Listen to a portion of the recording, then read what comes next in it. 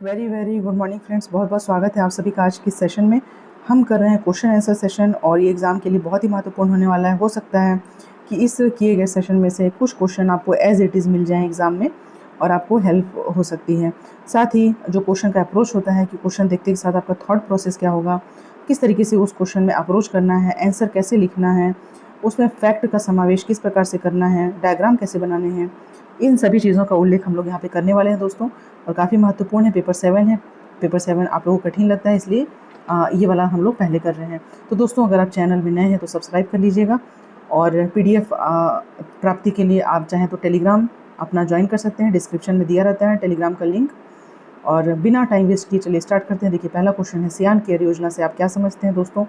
तो सियान केयर योजना छत्तीसगढ़ में 60 वर्ष से अधिक आयु के बुजुर्ग व्यक्तियों की भलाई पर केंद्रित है।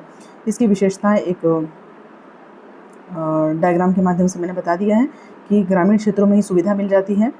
इसके अलावा जो टेलीमेडिसिन है, स्वास्थ्य की सुविधा है, सुविधाजनक स्वास्थ्य सेवा, विशिष्ट चिकित्सा विशेषज्ञता, ये सारी सुविधाएं उनको मिल जाती हैं सियान केयर योजना के माध्यम से। इसके अलावा आप इसको थोड़ा सा गूगल में सर्च करके अपडेट कर लीजिए। इसमें और कुछ डाटा फैक्ट अगर डालने हो तो इसमें डाल सकते हैं। 2 मार्क्स का क्वेश्चन है, बहुत ज़्यादा लिखने की आवश्यकता नहीं है। वन अधिकार अधिनियम देखिए, समझाइए बोला था, explain the forest right act. तो वनों में देखिए बहुत पीढ़ियों से जनजाति निवासरत हैं और उनके अपने लाभ के लिए अपनी खेती बाड़ी, अपनी आजीविका, यहाँ तक कि वनोपज का संग्रहण, ये इनकी प्रमुख आवश्यकता होती है। तो वनों में पीढ़ियों से निवासरत अनुसूचित जनजातियों और अन्य परंपरागत वन निवासियों के वन अधिकार और वन अधिभोग को मान्यता प्राप्त करने के लिए यह अधिनियम लाया गया है। प्रावधान क्या है? देखिए, प्रावधान एक अलग से आप हेडिंग डाल करके इसको लिख सकते हैं, प्रावधान। तो प्रावधान में भूमि निवास, जीविका, स्वयं की खेती, सामूहिक उपयोग के लिए वन भूमि का उपयोग का अधिकार, ये अधिकार शासन के द्वारा इनको दिया जा रहा है। ये वन अधिकार अधिनियम है, ठीक है। अगला क्वेश्चन देखिए, भारतीय समाज में जातिगत विविधता को समझाइए। जातिगत विविधता को समझाना है तो भारत विविधताओं का देश है, ठीक है। हमको पता है विभिन्न प्रकार के धर्म, जाति, संप्रदाय के लोग रहते हैं। एक किताब थी दोस्तों, people of India, people of India, ठीक है। एक किताब है पीपल ऑफ इंडिया। इसमें 4635 4635 नहीं याद होता है तो लगभग याद कर लीजिए कि 4500 4.5 के समुदाय हैं, ये इसमें लिखा है। ये मैंने कहाँ से पढ़ा है? तो गीतेश अमरोही सर की किताब थी, गीतेश अमरोही सर की किताब, उसमें लिखा था। वो डाटा यहाँ पे चिपका दिया है मैंने। तो कुछ अगर आप पढ़ते हैं तो इस तरीके का डाटा अगर दिमाग में है या नोट डाउन करते हैं, या जैसे मुझसे पढ़ रहे हैं, मान लीजिए मैं अभी डिस्कशन कर रही हूँ, तो अभी का भी इसको याद कर लीजिए, कहीं पे भी आप इसको डाल सकते हैं कि 4.5 के समुदाय हैं, पीपल ऑफ इंडिया किताब में लिखा है। तो भारत में जातियाँ, परंपरा, खान पान, मतलब देखिए सबकी अलग अलग परंपराएं हैं, अलग अलग खान पान रहना है, व्यवसाय है, रीति रिवाज हैं, तो इसके आधार पर विभक्त किया गया है जातिगत विविधता। 2 मार्क्स क्वेश्चन। आगे देखिए, वंचित वर्गों हेतु सामाजिक प्रावधान बताइए। तो देखिए, वंचित वर्ग किसे कहते हैं? क्वेश्चन पेपर आपको मिलता है एग्जाम में, नहीं समझ में आ रहा है, आंख बंद करिए, सोचिए। फीमेल, मेल में फीमेल वंचित वर्ग हो जाता है, अपर लोअर कास्ट में लोअर वंचित वर्ग हो जाता है, एसटी एससी, है ना, इधर आपके वंचित वर्ग हैं, बुजुर्ग वंचित वर्ग हैं, दिव्यांग जन वंचित वर्ग हैं। तो इनको एक बार आंख बंद करके आप सोच लीजिए, फिर सोचिए कि इन सभी लोगों से रिलेटेड कौन कौन से अधिनियम आप पढ़े हैं, ठीक। वो सभी अधिनियम आपके क्या हो जाएंगे? सामाजिक प्रावधान हो जाएंगे। तो बाल श्रम निषेध अधिनियम, जब बच्चों की बात आती है तो आपको याद आ जाएगा कि बाल श्रम निषेध अधिनियम था 1986। बाल विवाह, देखिए श्रम अलग है, श्रम स से श्रम, स से 86 1986 में आया है। तो श्रम को 6 से कोरिलेट करिए, याद हो जाएगा। बाल विवाह निषेध अधिनियम 1929, ठीक है। सती निवारण अधिनियम 1829, याद होगा आपको, राजा राम मोहन राय वाला है, ये राजा राम मोहन राय वाला है। सती निवारण अधिनियम 1829। घरेलू हिंसा से संरक्षण अधिनियम 2005 दोस्तों, घरेलू हिंसा से संरक्षण अधिनियम। अनुसूचित जाति जनजाति अधिनियम 1989। सिविल अधिकार संरक्षण अधिनियम 1955। इस तरीके से सामाजिक प्रावधान और भी अधिनियम आपको याद हो तो इसमें आप ऐड कर सकते हैं। 2 मार्क्स का ही क्वेश्चन है। तो 2 मार्क्स में दोस्तों एक चीज़ है, आपको बता रही हूँ मैं कि अगर 2 मार्क्स का क्वेश्चन है, 4 लाइन जरूर लिखिए, 4 लाइन। मान के चलिए कि 0.5 या half marks on each line. अगर पॉइंट्स लिख रहे हैं तो 4 लाइन लिखिए, ठीक है। अगर पैराग्राफ लिख रहे हैं तो कम से कम इतना लाइन तो आपको पूरा करना ही है। पॉइंट्स में लिख रहे हैं तो कोशिश करिए 4-5 पॉइंट लिख के ही आगे बढ़िए, ठीक है। यही अगर 4 मार्क्स का क्वेश्चन है तो कम से कम 8 लाइन लिखिए, 8 पॉइंट्स लिखिए। 2 पैराग्राफ लिखिए, ठीक है। कोशिश करिए पॉइंट में ही आंसर आ जाए। अब देखिए आगे है हमारा क्वेश्चन, मानव अधिकार के अंतर्गत अंतर्राष्ट्रीय प्रसंविदा क्या है बताइए। तो यह एक संयुक्त राष्ट्र संधि है। इसे नागरिक और राजनीतिक अधिकारों पर अंतर्राष्ट्रीय वाचा कहते हैं। यह जीवन, विचार, भाषण, सभा की स्वतंत्रता, मतलब आपको जीवन की स्वतंत्रता है, अपना विचार प्रस्तुत करने की स्वतंत्रता है, भाषण की, सभा की स्वतंत्रता, ऐसे मौलिक अधिकारों के साथ साथ निष्पक्ष सुनवाई और यातना से सुरक्षा की गारंटी देता है। कौन? मानव अधिकार। ठीक। बीएनएस क्या है दोस्तों? बीएनएस और बीएनएसएस मुझे लगता है आप तक अभी तक याद कर लिया होगा आपने, बीएनएस और बीएनएसएस। ठीक है। बीएनएस का तात्पर्य है भारतीय न्याय संहिता। यह दिसंबर 2023 में संसद के द्वारा पारित नया आपराधिक कानून है और यह 1 जुलाई 2024 से लागू हुआ है। कैसे याद करेंगे 1 जुलाई से? तो मान लीजिए कि एक साल में होते हैं 12 महीने, ठीक है, और किसी खेत में 2 साल से बारिश नहीं हुई है, मतलब 24 महीने से बारिश नहीं हुई है, ठीक है। बारिश कब होती है? जुलाई में होती है, जुलाई में होती है। तो जब 1 जुलाई को बारिश होगी ना, तो धरती को क्या मिलेगा? न्याय मिलेगा, न्याय। इतनी लंबी कहानी क्यों याद कर रहे हैं? ये 1 जुलाई 2024 याद करने के लिए। 2 साल से बारिश नहीं हो रही थी, तो 24 महीना 2024 हो गया। कब होगी बारिश? जुलाई में होगी, 1 तारीख को। तो 1 जुलाई 2024 को बारिश हुई तो क्या मिला? न्याय मिला। तो भारतीय न्याय संहिता बीएनएसएस जो है आपका कब लागू हुआ? 1 जुलाई 2024 को। याद कर लिए, आप कभी नहीं भूलेंगे। शहीद वीर नारायण सिंह स्वास्थ्य योजना क्या है? इस योजना का मुख्य उद्देश्य जरूरतमंद दिव्यांग व्यक्तियों को टिकाऊ, परिष्कृत, वैज्ञानिक रूप से मानव सहायता उपकरण प्राप्त करने में सहायता करना और उनका पुनर्वास कराना और आर्थिक सहायता उपलब्ध कराना है। ठीक। शहीद वीर नारायण योजना। अधिकार संरक्षण अधिनियम 1955 की धारा 15 को स्पष्ट करने को कहा है। आप लोग को पता है कि संविधान के कॉन्स्टिट्यूशन में 17 धारा 17 बोल रही हूँ, सॉरी, आर्टिकल क्या बोलते हैं यार उसको, अनुच्छेद, ठीक है। जो आपका अनुच्छेद 17 है वो क्या है? अस्पृश्यता निवारण के लिए, अस्पृश्यता निवारण के लिए, ठीक है। मतलब कि कोई अगर कुएं का उपयोग कर रहा है, कोई अगर बाजार का उपयोग कर रहा है, ठीक है, या फिर किसी सामुदायिक, मान लीजिए कि पार्क है, तो ऐसी स्थिति में अगर कोई भी उपयोग करता है और आप उसको मना करते हैं तो क्या हो जाएगा? दंडनीय अपराध है। कई बार तो संज्ञेय है, गैर जमानती है, ठीक है। तो इसके बारे में विधिक सहायता, अभियोजन सहायता, ठीक, वकील का प्रावधान, न्यायालय की स्थापना, समिति द्वारा जागरूकता, सर्वेक्षण अपराध के द्वारा वास्तविक आंकड़े के कितने अपराध हो रहे हैं, कितने को लाभ मिला, और अन्य कार्य, ये सब इसका 15 क में दिया हुआ है। ठीक है, 15 क। अनुसूचित जाति जनजाति आपका जो अत्याचार निवारण अधिनियम है 1989, इसके अंतर्गत 2018 में क्या क्या संशोधन हुआ ये बताना था। तो इस संशोधन के अंतर्गत एफआईआर दर्ज कराने से पहले या किसी आरोपी को गिरफ्तार करने से पहले इस अधिनियम की धारा 18 के प्रावधानों को बहाल करने 18(1) को शामिल किया गया है। देखिए कब संशोधन हो रहा है? 2018 में। कहाँ लिखा है? धारा 18 में। क्या शामिल किया गया? 18(a). तो सब 18 की कहानी है। कहाँ? अनुसूचित जनजाति अत्याचार निवारण में। 18 भी नहीं याद हो रहा है तो 17 हम लोग अस्पृश्यता वाला पढ़े थे, 17 के बाद क्या आता है? 18। तो इससे रिलेटेड है, ऐसे करिए, कोरिलेट कर लीजिए। किसी भी व्यक्ति के खिलाफ एफआईआर के पंजीयन के लिए प्रारंभिक जांच आवश्यक नहीं है। अगर एफआईआर दर्ज करना है तो प्रारंभिक जांच की पहले आवश्यकता होती थी। एक जांच दल नियुक्त होता था, उसको लीड करते थे कौन? जांच अधिकारी। ठीक है, जांच अधिकारी लीड करते थे। तो जांच अधिकारी को गिरफ्तारी के लिए अब अनुमोदन की आवश्यकता नहीं होगी। इस पर विवाद भी था दोस्तों, ठीक है, विवाद भी था इस पर।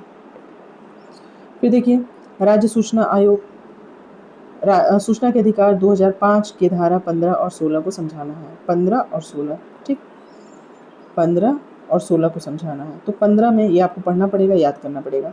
राज्य सूचना आयोग का गठन धारा 15 में बोलता है। गठन कौन करेगा? राज्य सरकार करेगी। राजपत्र में अधिसूचना देगी। एक मुख्य सूचना आयुक्त होगा और 10 राज्य सूचना आयुक्त होंगे। ठीक। नियुक्ति कौन करेगा? राज्यपाल करेंगे। राज्यपाल समिति बनाएगा, उसकी सिफारिश पे करता है।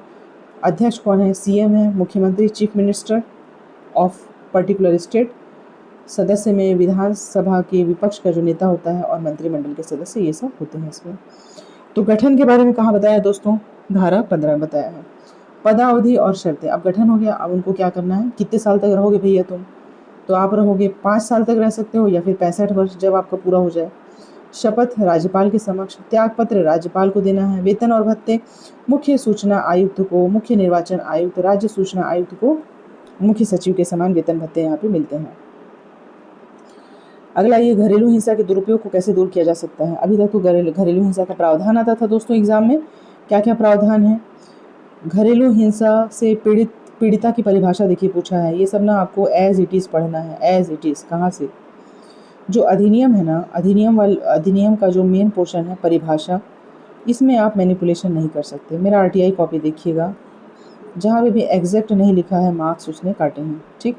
तो अधिनियम की परिभाषा, पीड़िता की परिभाषा, क्या क्या मतलब कितना कारावास होगा, कितना जुर्माना होगा, ये तो आपको एज इट इज़ याद करना पड़ेगा ना। इसमें आप अपने मन से क्या लिखेंगे, कुछ भी नहीं लिख सकते।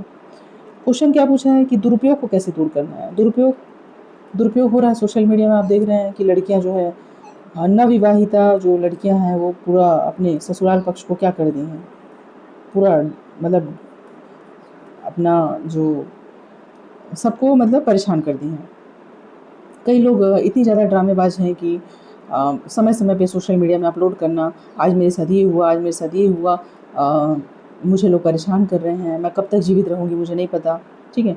इवन वो लोग हर रात हंगामा करते हैं, एक ना एक ड्रामा होता है कि मैं फांसी लगा लूँगी, मैं सुसाइड अटेम्प्ट कर लूँगी, आप लोग मुझे जीने नहीं दे रहे हो, ठीक है। इस तरीके की घटनाएं होती हैं। तो दुरुपयोग को कैसे दूर किया जा सकता है, क्योंकि फंसता कौन है, देखिए जो हमारा सिस्टम है, हमारी कानूनी व्यवस्था है, वो संवेदनशील है महिलाओं के लिए। हालांकि ऐसा नहीं है, बिल्कुल जांच परख के ही सुनवाई होती है। फिर भी देखा जाए तो कहीं ना कहीं लोग ट्रैप हो जाते हैं दोस्तों, और ट्रैप होने के बाद ना लोगों का विवाह से क्या है, विश्वास उठता जा रहा है, विवाह से विश्वास उठता जा रहा है। कई लड़के, कई यंग लोग तो, अब मैं अपने फ्रेंड सर्कल में ही बता रही हूँ, मतलब लोग कहते हैं कि शादी तो नहीं करनी, शादी करनी नहीं है, ठीक। ये सब झमेले में नहीं फंसना है, क्योंकि अगर चली तो अच्छी बात है, और अगर नहीं चली तो पूरा जीवन क्या हो जाता है, बर्बाद हो जाता है। तो मुझे तो ये लगता है दोस्तों कि आपके ऊपर डिपेंड करता है, आपके ऊपर डिपेंड करता है कि आप चला पाते हो कि नहीं चला पाते हो, ठीक है। अगर आपको रोज़ रोज़ कोई ड्रामा करता है विवाह के बाद भी, देखिए ये तो लक की बात है, आपकी कर्म है, आपके प्रारब्ध है कि आपको किस तरीके का लाइफ पार्टनर मिलता है, ठीक है। लेकिन फिर भी अगर मान लो नहीं, अगर एक 10% चांस है कि अगर मान लीजिए सही नहीं मिला, और आप कानून की जो प्रक्रिया है उसके प्रति भी अनभिज्ञ हैं, जागरूक नहीं हैं, तो आप क्या हो जाएंगे, ट्रैप हो जाएंगे। तो अपना फंसना तो अखरता नहीं है दोस्तों, लेकिन परिवार का फंसना बहुत ज़्यादा अखर जाता है, मतलब पेरेंट्स का जबरन का उनके ऊपर आरोप लगाना, ठीक है। तो आप तो पहले कानून को अच्छे से पढ़ लीजिए कि कानून में क्या लिखा है, पीड़िता कौन होगा। तो पीड़िता सिर्फ बहू नहीं होती है दोस्तों, परिभाषा पढ़िए जा करके। पीड़िता में सास भी आएगी, माँ भी आएगी, बहन भी आएगी, ठीक है। मतलब एक साझी गृहस्थी में ना जो रह रहे हैं, जो महिला अगर घरेलू हिंसा की शिकार होती है तो सभी लोग आएंगे। जैसे कि बहन को भाई नहीं रहने दे रहा, बार बार घर से बाहर निकाल देता है, या नौकरी नहीं करने दे रहा, पुत्री को पिता नहीं रहने दे रहा, ठीक है। सास को बहू परेशान कर रही हो, बहू को सास परेशान कर रही हो। लेकिन सबसे बड़ी कमी यहाँ पे ये है ना दोस्तों कि ये होता है मेल के अगेंस्ट ही होता है। चाहे बहन भाई के लिए करे, पुत्री पिता के लिए करे, पत्नी पति के लिए करे, ठीक है। तो ये होगा किसके अगेंस्ट, मेल के ही अगेंस्ट होगा। फीमेल को इसमें वो पीड़िता बताया गया है, ठीक है। लेकिन आपको जैसे मान लीजिए कि नवविवाहिता कोई है ना, और वो विवाह के उपरांत ही ड्रामा करना चालू कर दी है कि रोज़ हम सुसाइड कर लेंगे, हम सबको अंदर करवा देंगे, ऐसा कर देंगे, वैसा कर देंगे। तो आप एक लिखित सूचना आप ज़रूर जो है थाने में फ़ाइल कर दीजिए। कल को यदि कोई कैजुअलिटी होती है तो ऐसे में आप और आपका परिवार कम से कम ये तो कह सकता है कि हमने पूर्व में सूचना दी थी।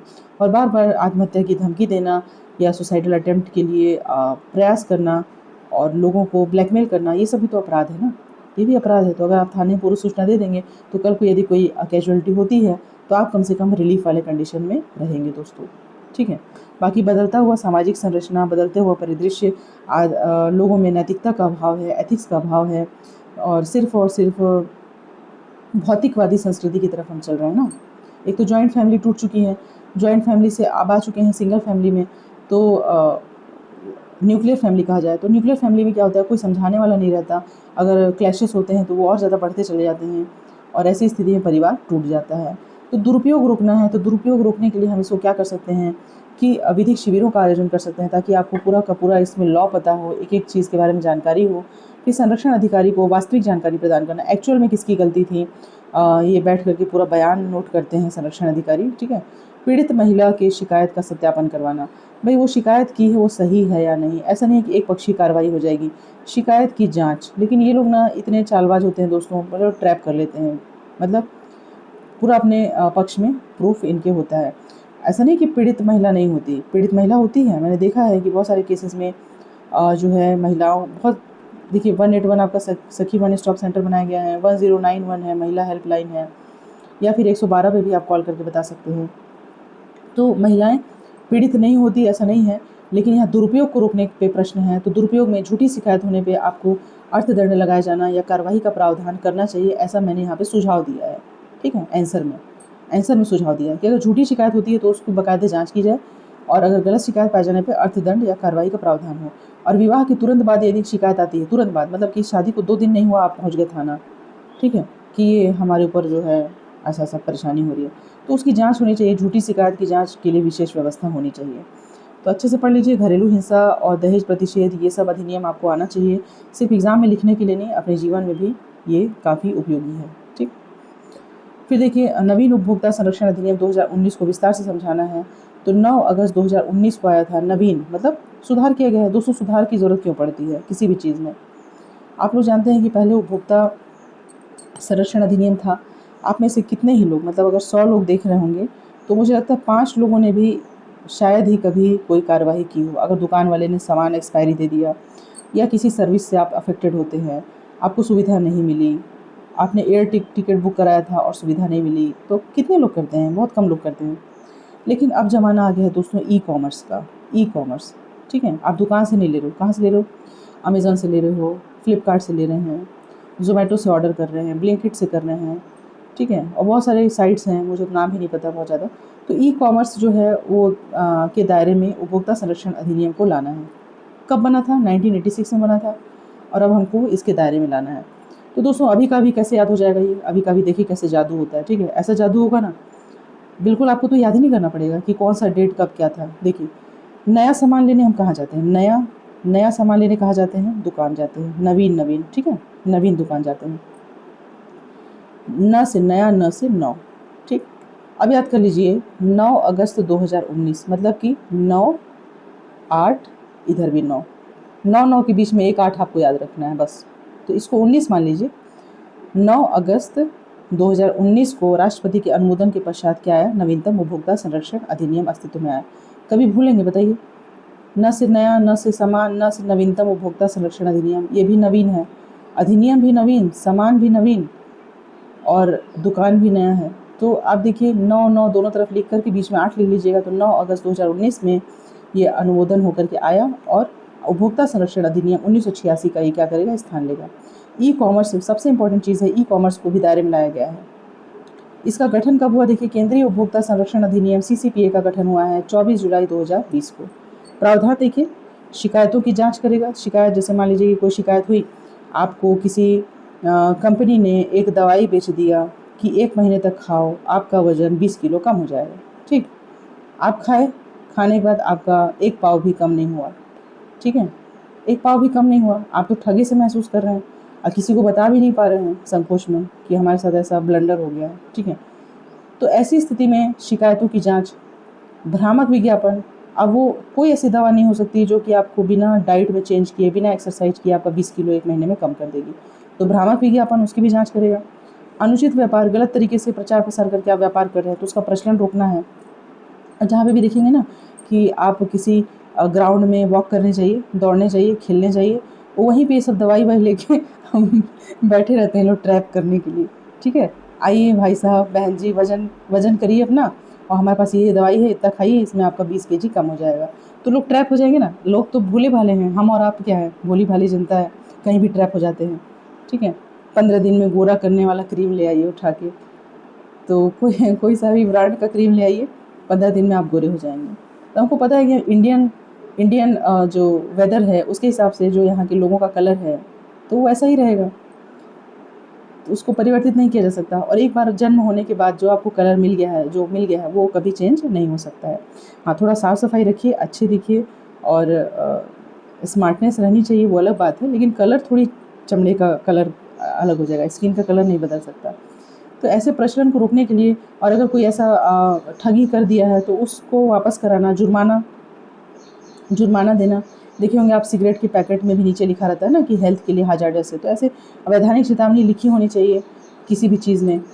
म्यूचुअल फंडिंग में भी देखिए आता है कि मतलब आपके विवेक पर निर्भर करता है ना, सब्जेक्ट टू मार्केट रिस्क लिखा रहता है। तो इस तरीके से ये सब उपभोक्ता संरक्षण ना रहे, इनके लॉज ना रहे, इनके निर्देश ना रहे, तो आप कहीं भी ट्रैप हो जाएंगे। वैसे जिसको ट्रैप होना है वो तो हो ही जा रहा है। अभी देखिए डिजिटल अरेस्ट में ट्रैप हो जा रहे हैं, अच्छे अच्छे डॉक्टर्स हो जा रहे हैं, वकील हो जा रहे हैं। ये क्वेश्चन आप लोग डिजिटल अरेस्ट वाला तैयार करके जाइएगा, साइबर सिक्योरिटी इससे रिलेटेड डैम श्योर है एक क्वेश्चन तो आएगा ही। डिजिटल मतलब क्या, साइबर सिक्योरिटी से रिलेटेड और जो भी टेक्नोलॉजी अभी चल रही है उससे रिलेटेड। अब देखिए प्रावधान 1 करोड़ तक का होगा ना तो अब जिला में हैंडल हो जाएगा, जिला स्तर पर आयोग देखेगी। 1 मतलब जिला, 1 से 10 करोड़ मतलब स्टेट लेवल, और 10 करोड़ से ज़्यादा होगा तो राष्ट्रीय स्तर। अभी याद करिए, अभी का अभी, दोबारा आपको देखना ही नहीं है कि 9 अगस्त 2019 में क्या हुआ।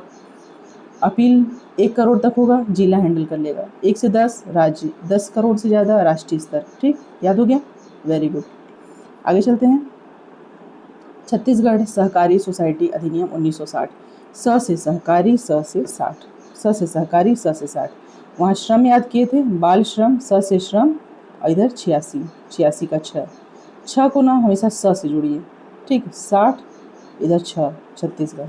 यह अधिनियम लोकतांत्रिक साधन व जनता की संख्या के रूप में, देखिए स्वैच्छिक गठन, क्या क्या काम हो रहा है ना, इसको ध्यान से सुनिएगा।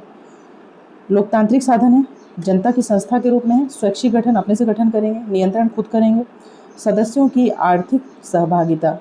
भाई 10 लोग जब जुड़ेंगे एक ग्रुप में तो ये लोग क्यों जुड़ेंगे, कुछ आपसी इन लोग का इकोनॉमिक हित रहेगा, सामुदायिक सहभागिता रहेगी, ग्रुप बना रहे हैं, स्वशासी निकाय है, तो इनके क्रियान्वयन हेतु इसको विकसित किया गया छत्तीसगढ़ सहकारी सोसाइटी अधिनियम को।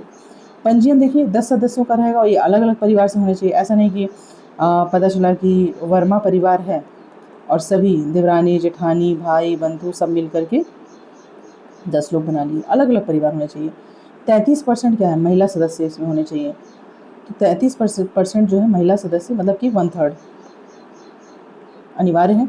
कार्य क्या करेगा, सहकारी समितियों का गठन, पंजीयन, संचालन, समापन। गठन भी करेगा, पंजीयन करेगा, संचालन, समापन। इसके लिए एक नियम निर्धारित करेगा।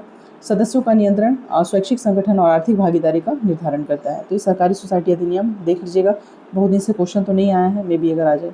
पीएम सूर्य घर मुफ्त बिजली योजना का छत्तीसगढ़ पर क्या प्रभाव है। बहुत बार पढ़ा चुकी हूँ, फिर से हम लोग देख रहे हैं, और अगर आप पढ़ रहे हैं तो ये वाला ग्राफ जरूर बना के आइएगा। जब मैंने बताया था कि 2003 में 2 मेगावाट हम लोग सोलर एनर्जी बनाते थे, और अब जो है 120 से ऊपर बना रहे हैं। ठीक, देख लीजिएगा 140 वगैरह कहाँ चला गया है। फिर अपवर्ड ट्रेंडिंग दिखा देंगे, अपवर्ड ट्रेंडिंग। मान लीजिए दोस्तों, एक ट्रिक बता रही हूँ, कोई सा भी क्वेश्चन है, आपको पता है कि अपवर्ड ट्रेंडिंग है, बना दीजिए ऐसा, इधर लिख दीजिए वर्ष 2025 तक, मतलब शुरू से जहाँ से भी आपको बताना है, 2000 से 2025 का ट्रेंड बता दीजिए, और इधर बता दीजिए मेगावाट। अपवर्ड ट्रेंडिंग मतलब बढ़ रहा है। कोई और केस है जहाँ आपको पता है कि डाउनवर्ड ट्रेंडिंग है, तो बता दीजिए कि घरेलू हिंसा केसेस कम हो रहे हैं। ठीक, कम हो रहे हैं ऐसे करके। या और भी कुछ है, बारिश या फसल उत्पादन या कृषि में, मान लीजिए जीडीपी में कृषि का योगदान, तो ऐसे बता दीजिए कम हो रहा है, कम हो रहा है। ठीक, कुछ डाटा नहीं पता, कुछ आगे पीछे कहानी नहीं पता, चुपचाप ट्रेंड बता दीजिए, तो भी एक काफ़ी इफेक्टिव आंसर आपका तैयार हो जाएगा दोस्तों। तो पीएम सूर्य घर कई बार पढ़ चुके हैं, इसको मैंने डायग्राम से देखिए बताया है यहाँ पे कि ये डाटा थोड़ा सा बजट वाले से आप ले लेंगे। पीएम सूर्य घर 983 मेगावाट के प्लांट लग रहे हैं। क्रेडा में 800 मेगावाट का प्रस्ताव आ चुका है, 3200 करोड़ रुपए की लागत। देखिए 3200 और आदित्य एक टाइप का नहीं लग रहा है, आदित्य 32, आदित्य 32। ठीक है, पीएम सूर्य घर, सूर्य मतलब आदित्य, आदित्य मतलब 3200 करोड़ रुपए लागत स्वीकृत हुआ है, 32। ठीक है, अब 32 को एक बार ले लिए ना तो 8 चौक 32 होता है ना, 800 मेगावाट। यहाँ क्रेडा के पास है। 800 मेगावाट, 8 × 4 32, ठीक, 8 4 ज़ा 32। मेरा मैथ्स थोड़ा वीक है। देखिए एक जगह मैंने वो पढ़ाया था, उसमें 12 के टेबल में 12 नवा 108 लिख दिया है, 108 की जगह 144 लिख दिया है। लोगों ने कमेंट करके सही भी किया, बहुत सही किया। थोड़ा सा वीक है फ्रेंड्स, इसको इग्नोर करिएगा, लेकिन मैं सिर्फ ट्रेंड बताने के लिए, याद करने के लिए ऐसा कुछ जुगाड़ करती हूँ कि याद हो जाए, आप लोगों को याद हो जाए, ठीक है। तो 3200 करोड़ लागत का स्वीकृत किया है। 8 भी देखिए 32 के पहाड़े में आता है, 800 मेगावाट, और इधर 983 मेगावाट के प्लांट लगाए जा रहे हैं। सरकारी स्कूल, कॉलेज, अस्पताल, बिल्डिंग, जितना भी शासकीय संस्था मिल जाए या प्राइवेट मिल जाए, सब में सोलर प्लांट लगाने का प्रावधान चल रहा है। 3 वर्षों में 1200 मेगावाट और 6 करोड़ का निवेश की बात है, ठीक है। 2 वर्षों में कितना, 1200 मेगावाट और 6 करोड़ का निवेश करना है। 6 लाख घर, अब 6 देखिए, 6 करोड़ का निवेश भी करना है और 6 लाख घरों में रूफटॉप लगाने हैं। 6 भी इम्पोर्टेंट है। 6 से आ गई छठी मैया, ठीक है। छठी मैया क्या है, सूर्य से रिलेटेड है, पूजा पाठ। तो 2 डाटा याद कर लीजिए, एक 8 वाला आदित्य वाला, 32 वाला, और एक 6 वाला। 6 लाख घर में लगाना है, 6 करोड़ का निवेश करना है, और 6 दूना 12, 1200 मेगावाट का आपको वो है, लक्ष्य है 3 वर्षों में। 3 दूना 6, तो 6 वाला, 8 वाला और आदित्य वाला याद हो जाएगा। इतना डाटा आपके लिए पर्याप्त है। अब देखिए फ्रेंड्स क्या है, दहेज निवारण अधिनियम 2004 में दंड के प्रावधान क्या है। तो दहेज प्रतिशत अधिनियम 2004 के अंतर्गत विवाह के पहले या बाद में या विवाह के समय एक पक्ष के द्वारा या उसके किसी संबंधी द्वारा दूसरे पक्ष को प्रत्यक्ष या परोक्ष रूप से जो मूल्यवान संपत्ति दी जाती है वो दहेज है। आपको जाकर के क्या करना है, डेफिनेशन, परिभाषा, दहेज की परिभाषा, अभी का अभी पॉज करिए और जाकर के परिभाषा नियम में जो दिया है उसको पढ़िए और दिमाग में फिट कर लीजिए, ठीक है, कि ये इसकी परिभाषा है। अब देखिए दहेज अपराध के लिए दंड क्या है।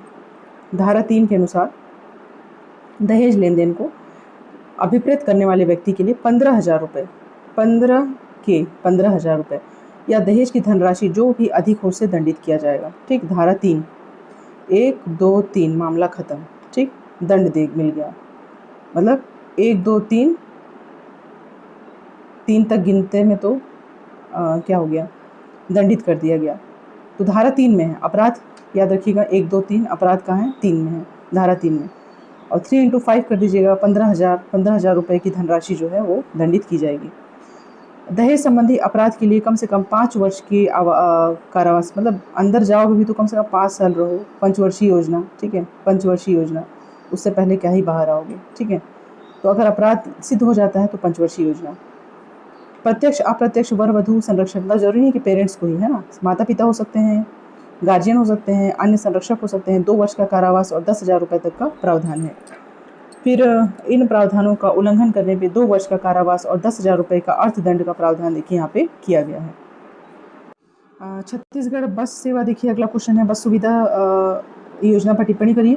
तो छत्तीसगढ़ सरकार ने ग्रामीण एवं दूरस्थ अंचलों में रहने वाले लोगों को आसान, सुरक्षित और किफ़ायती परिवहन सुविधा उपलब्ध कराने के लिए देखिए ये योजना बनाई है। इसमें डिटेल से देखिए मैंने लिखा है कि सुविधा देने के लिए मुख्यमंत्री ग्रामीण बस सुविधा योजना शुरू करने का फैसला लिया है। इसका उद्देश्य क्या है, तो विकास की मुख्य धारा से, अगर बस चलेगी तो क्या होगा, विकास की मुख्य धारा से ग्रामीणों को जोड़ना, ठीक है। दूरस्थ एरिया में जो लोग रह रहे हैं, इंटीरियर एरिया में जो लोग रह रहे हैं, उनको शहरों से जोड़ना, ठीक है, यही इसका उद्देश्य है। शहर और गांव के बीच की दूरी को कम करना। तो क्या होगा, लोग स्वास्थ्य के लिए, हेल्थ के लिए, एजुकेशन के लिए, एम्प्लॉयमेंट के लिए, रोजगार के लिए सब कहाँ आ जाएंगे, शहर आ पाएंगे, ठीक है, यही इसका उद्देश्य है। विशेषताएं देखिए, परमिट स्थानीय निवासियों को ही मिलेगा, स्थानीय निवासियों को 18 से 22 सीटर, 42 सीटर, 18 से 42 सीटर है ये। ST SC OBC महिला नक्सल प्रभावितों को प्राथमिकता दी जाएगी। निविदा के माध्यम से चयन होगा। प्रथम परमिट के बाद 3 साल तक मासिक कर में छूट रहेगी। सरकार द्वारा देखिए कैसी वित्तीय सहायता दी जा रही है। तो प्रथम वर्ष में 26 रुपये प्रति किलोमीटर, द्वितीय में 24, तृतीय में 22, 26, 24, 22 रुपये प्रति किलोमीटर की वित्तीय सहायता दी जा रही है। इतने रुपए पर किलोमीटर, ठीक। लाभ देखिए किनको किनको हैं, जो दृष्टिहीन हैं, दिव्यांग हैं, HIV पीड़ित हैं, 80 वर्ष से ज़्यादा के बुजुर्ग हैं, नक्सल प्रभावित हैं, इन सब का क्या कर दिया जा रहा है, आधा किराया, हाफ किराया, ठीक है, हाफ किराया रहेगा। वर्तमान में देखिए 100 ग्रामीण मार्गों का चयन करके 25 करोड़ रुपए का बजट जो है स्वीकृत किया गया है। शिक्षा, स्वास्थ्य, रोजगार के अवसरों तक इससे क्या होगी, पहुंच बढ़ जाएगी दोस्तों। ठीक है, इस तरीके से हम लोगों ने कंप्लीट किया। ये मुख्यमंत्री सुशासन फेलोशिप, अच्छा ये इसी का है, सुशासन फेलोशिप देख लेते हैं। सुशासन अर्थात विकास के लिए देश के आर्थिक एवं सामाजिक संसाधनों का प्रबंधन उचित प्रकार से किया जा सके। इसमें देखिए भागीदारी, आम सहमति, जवाबदेही, पारदर्शिता और कुशल प्रशासन, ये सब चीज़ें इसमें शामिल हैं। पारदर्शिता और जवाबदेहिता यह सुशासन के प्रमुख घटक हैं, आपको पता है। ट्रांसपेरेंसी एंड रिस्पॉन्सिबिलिटी यह सुशासन के प्रमुख घटक हैं और इसी क्रम में डिजिटल इंडिया महत्वपूर्ण भूमिका निर्वहन करता है। नवंबर 2024 से देखिए शुरू हुआ है दोस्तों। नवंबर 2024 और छत्तीसगढ़ शासन के द्वारा यहाँ के युवाओं की कुशलता ज्ञान का उपयोग करने छत्तीसगढ़ फेलोशिप प्रोग्राम शुरू किया है। व्यावसायिक रूप से देखिए कि प्रशिक्षित युवाओं को राज्य तथा देश के विकास में भागीदारी बढ़ाने के लिए फेलोशिप प्रोग्राम की शुरुआत की गई है। उद्देश्य क्या है, कोई भी योजना है तो पहले आपने बता दिया क्या है, उसका उद्देश्य बताएंगे। तो प्राथमिक योजनाओं का सफल क्रियान्वयन, स्वास्थ्य आंकड़ों में सुधार, स्वास्थ्य शिक्षा के स्तर में सुधार, गरीबी और बेरोजगारी की समस्या से निदान, पर्यावरणीय संरक्षण सहित विकास करना। ठीक है, ये सब इसके। फिर देखिए प्रशासनिक दक्षता और प्रभाव को बढ़ाने के लिए उद्देश्य है इसका। इन सभी उद्देश्यों के परिचालन में नवाचार और नवीन अवधारणाओं युक्त ज्ञान के व्यावहारिक उपयोग की आवश्यकता होगी। पात्रता देखिए, किसी भी चीज़ के लिए पात्रता 21 से 26 ईयर्स का युवा होना चाहिए। IIM रायपुर में कर रहा है ये सुशासन अभिकरण विभाग के साथ मिल करके। 50,000 रुपये प्रति माह का वजीफा है, यानी स्कॉलरशिप है। इसमें चयनित युवाओं को माननीय मुख्यमंत्री के साथ नियमित संवाद का अवसर प्राप्त होगा। परियोजना के लिए बेहतर परिणाम मिलेंगे। तो देख लिए, मेन उद्देश्य देख लिया, पात्रता देख लिया, संचालन देख लिए, स्कॉलरशिप देख लिए और क्या है योजना ये देख लिए, लाभ देख लिया हम लोगों ने। ठीक है, ये पेपर स्कैन हो गया है, ये दूसरे क्वेश्चन पेपर का हिस्सा है, लेकिन देख लेते हैं। आदिवासी हितों के लिए प्रमुख पहल एवं नीतिगत सुधार पर लेख लिखे हैं। तो देखिए संविधान में अनुसूचित जनजातियों के विकासात्मक एवं सुरक्षात्मक नीतियाँ प्रदान की गई हैं जो उनको समाज की मुख्य धारा में जोड़ने का कार्य करती हैं। तो प्रमुख पहल और प्रयास क्या हैं, तो देखिए एकलव्य मॉडल स्कूल, पता है आवासीय विद्यालय होता है और ये प्रत्येक जिले में एक होता है, जहाँ पर्याप्त जनजाति, एक जिले में एक वाला नहीं है, प्रत्येक जिले में वहाँ होगा जहाँ पे जनजातीय आबादी होगी 50% से अधिक होगी अथवा 20,000 की संख्या में ST होंगे। छात्रावास, स्कूल शिक्षा और स्टाफ क्वार्टर, इसकी सुविधा जनजातीय बहुल क्षेत्रों में मिलती है। प्रधानमंत्री वनधन योजना, वन आधारित उत्पादों के लिए मूल्य प्रदान करना, सूक्ष्म लघु उद्योग, अनुसूचित जनजाति के छात्रों की उच्च शिक्षा के लिए फेलोशिप या छात्रवृत्ति देना, PVTG समूहों का विकास, विशिष्ट रूप से पिछड़े जनजातीय समुदायों के लिए बुनियादी ढांचा, आजीविका और सामाजिक विकास, जनजातीय अनुसंधान संस्थानों को अनुदान, मतलब कि जनजातीय संस्कृति, भाषा, परंपरा अनुसंधान को सहायता देना। ट्राइफेड, यह योजना अनुसूचित जनजाति के युवाओं के द्वारा उद्यमिता और स्टार्टअप परियोजना को बढ़ावा देता है। लघु वनोपज एवं वनधन, देखिए 52 लघु वनोपजों पर CG में खरीदी करके MSP दिया जा रहा है। जनजातीय स्वास्थ्य मिशन, स्वास्थ्य के लिए है। बाल भविष्य सुरक्षा योजना, प्रतिभावान विद्यार्थियों को राष्ट्रीय स्तर पर मेडिकल और इंजीनियरिंग की सुविधा देना। तो कोई भी अगर लाभ आप पढ़ते हैं दोस्तों कि क्या क्या शासन की तरफ से लाभ मिल रहा है, तो उसके लिए एक तरीका है कि सेंटर में रखिए, फिर सोचिए हेल्थ, एजुकेशन, एम्प्लॉयमेंट, ठीक है, कृषि, तो कृषि में आपका लघु वनोपज ये सब आ गया। स्वास्थ्य मिशन हो ही गया है। उच्च शिक्षा के लिए क्या कर रहे हैं, मतलब शिक्षा, उच्च शिक्षा, बंधन योजना, ज़मीन से रिलेटेड, ऐसे बहुत सारे आयाम अगर आप देख लेंगे ना तो उससे रिलेटेड लाभ आपको मिल जाएगा। सभी आंसर को अटेम्प्ट करने का यही तरीका है। कोई भी क्वेश्चन होता है उसके सारे आयाम देख लीजिए दोस्तों, सारे आयाम, ठीक है।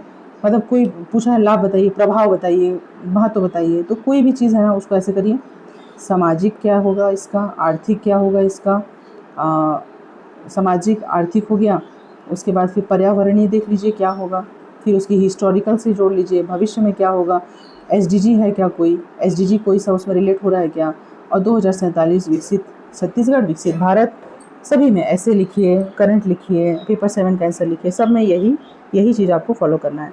जितना कम और जितना आसान और जितना सामान्य अप्रोच रखेंगे उतना आपके लिए अच्छा रहेगा और हर क्वेश्चन को अटेम्प्ट करने में आप लोग मास्टर हो जाएंगे।